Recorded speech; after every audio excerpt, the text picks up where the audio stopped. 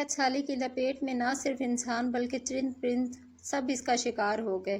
مویشی مالکان بے حد پریشان تھے۔ اس دوران ایک مسجد کے مولوی نے جمعہ کے خطبہ میں نہایت یقین کے ساتھ یہ بات بتائی کہ اللہ کا نام لے کر بسم اللہ پڑھ کر دریا کو حکم دیا جائے تو وہ بھی نافرمانی نہیں کرتا۔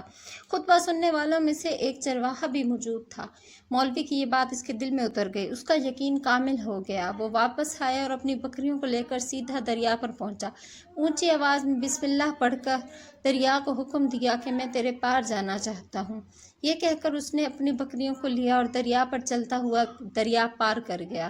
دریا کی دوسری طرف کا علاقہ گھاس سے بھرا ہوا تھا، درختوں کے پتے بھی سلامت تھے کیونکہ کسی کو یہاں تک آنے کی رسائی نہیں تھی۔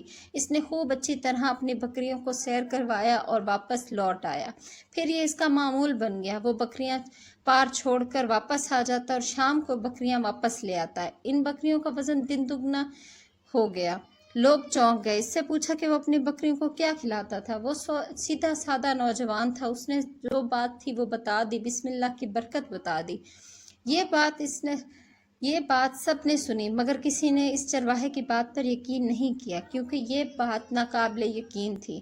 مولوی صاحب نے بھی چرواہے کو بلایا اور سارا ماجرا پوچھا۔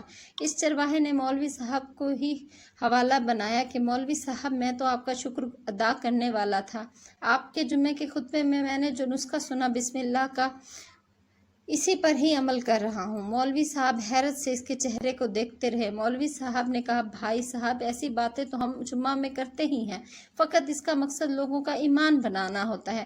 مگر بکریوں والا ڈٹا رہا، میں تو بسم اللہ پڑھ کر بکریوں کو دریا پار کروا جاتا ہوں۔ آخر کار مولوی صاحب نے صبح کو خود یہ تجربہ کرنے کی ٹھانی، جسے دیکھنے والے پورے علاقے سمیت موجود تھے۔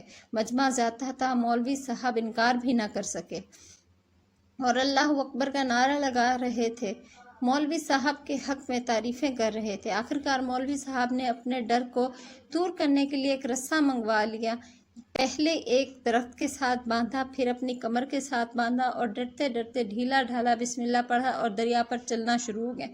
مگر پہلا پاؤں ہی رکھا تھا کہ پانی میں گر گئے۔ مولوی صاحب ڈبکیاں کھانے لگے۔ پانی کے بہاؤ بہت تیز تھا، لوگوں نے کھینچ کھانچ کر مولوی صاحب کو بچایا۔ چرواہا پریشان ہو گیا کہ مولوی صاحب کی بسم اللہ کو کیا ہو گیا، یہ تو اس کا روز کا معمول ہے۔ اس کے یقین میں کوئی فرق نہ آیا۔ اس نے بسم اللہ کی طرف اشارہ کیا اور خود اس کے پیچھے چلتا ہوا دریا پار کر گیا۔ سب لوگ اس کو ولی اللہ سمجھنے لگے۔ وہ سیدھا سادہ انسان تھا۔ مولوی صاحب کے پاس پہنچا اور کہا، مولوی صاحب میں آپ کی بسم اللہ کی تعریف سے کافی پریشان تھا، مگر پانی پر چلتے ہوئے مجھے آپ کی بیماری کا پتہ چل گیا۔ اس نے رسی کی طرف اشارہ کیا۔ آپ کو اللہ اور بسم اللہ سے زیادہ اس رسے پر بھروسہ تھا، لہٰذا اللہ نے بھی آپ کو اسی رسی کے حوالے کر دیا۔ پھر کہنے لگا، مولوی صاحب آپ بھی، میں نے آپ کے منہ سے سنا اور یقین کر لیا۔ اللہ نے میری